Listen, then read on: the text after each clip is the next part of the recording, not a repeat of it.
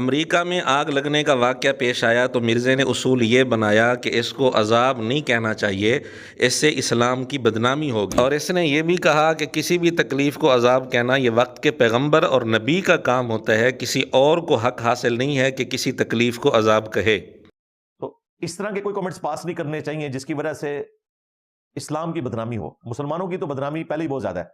At least اسلام کی بدنامی کا خیال رکھتے ہوئے مسلمان اس قسم کے کمنٹس کرنے سے باز آ جائیں،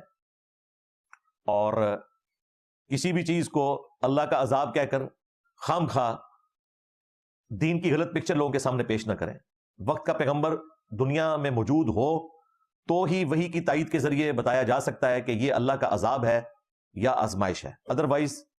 جتنی بھی تکلیفیں آتی ہیں محتاط رویہ یہ ہے کہ خواہ وہ کافروں پر آئیں یا مسلمانوں پہ آئیں، اسے آزمائش ہی سمجھنا چاہیے اور اللہ کی طرف سے ایک سگنل سمجھنا چاہیے یاد دہانی کا۔ اسی کانٹیکسٹ میں انشاءاللہ مرزے نے یہ اصول اس وقت بتایا جب امریکہ کے اس علاقے میں آگ لگی جو ہالی ووڈ کے حوالے سے مشہور ہے۔ یہ جملہ بھی خود مرزے نے ہی اسی ویڈیو کے اندر بولا ہے، لیکن آپ حیران ہوں گے کہ جب مسلمانوں کی تکلیف کا ذکر آتا ہے تو اس وقت مرزے کا اصول کیا ہوتا ہے؟ اس وقت مرزے کا اصول یہ بن جاتا ہے، کہتا ہے کہ میرے کافر آبا و اجداد جو منگول تھے، کافر تھے، وہ صوفیوں پر، اولیاء پر، مسلمانوں پر اللہ کا عذاب بن کر مسلط ہوئے تھے۔ ایک انجینئر جس کا نام علی ہے اس کا مقابلہ نہیں کر سکتے، ٹھیک ہے؟ جو منگولوں کی اولاد ہے، جنہوں نے جب کافر تھے تو ان کے صوفی اللہ نے عذاب کے طور پہ ان صوفیوں پہ مسلط کیا منگولوں کو۔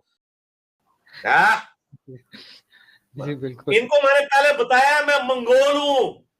منگولوں نے تو سارے صوفی وڈے ہوئے نے جب وہ کافر سن۔ ہمارے آباء و اجداد جب کافر تھے اس وقت تمہارے جعلی بابے اللہ نے ان کے ذریعے پٹوائے، وہ اللہ کا عذاب نازل ہوا تھا تمہارے صوفیوں کے اوپر۔ مرزا کے شاگرد انصاف سے بتائیں، کافروں کے علاقے میں آگ لگی، مرزا کہتے ہیں اس کو عذاب نہ کہو، اس سے اسلام کی بدنامی ہوگی، اور عذاب کہنا کسی تکلیف کو یہ وقت کے پیغمبر کا حق ہوتا ہے۔ لیکن جب بات مسلمانوں کے قتل عام کی ہوئی جو منگولوں نے کیا تھا، کافروں نے کیا تھا، وہاں مرزے نے بار بار عذاب کا لفظ استعمال کیا اور کہا کہ اللہ کا عذاب بن کر مسلط ہوئے تھے، کیا اس سے اسلام کی کوئی بدنامی نہیں ہوگی؟ جب مرزا کافر منگولوں کے حملے کو اللہ کا عذاب کہہ رہا تھا، کیا مرزا اس وقت اپنے آپ کو وقت کا پیغمبر سمجھ رہا تھا؟ کیونکہ مرزے کا یہ اصول ہے کہ یہ تعین وقت کا پیغمبر کر سکتا ہے۔ اور ہاں، مارکہ عین جالوت جس میں رکن الدین بیبرس کی قیادت میں مسلمانوں نے منگولوں کی ٹھکائی کی تھی،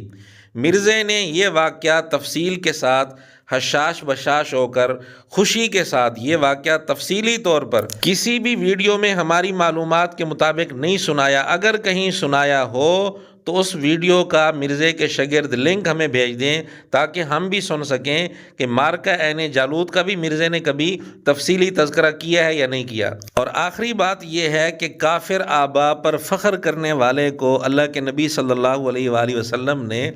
گندا کیڑا قرار دیا ہے، اور یہ حدیث مرزے کے سامنے ٹیبل پر رکھی مشکات حدیث نمبر 4899 میں موجود ہے، جس کا خلاصہ یہ ہے کہ حضور علیہ السلام نے فرمایا کہ جو آدمی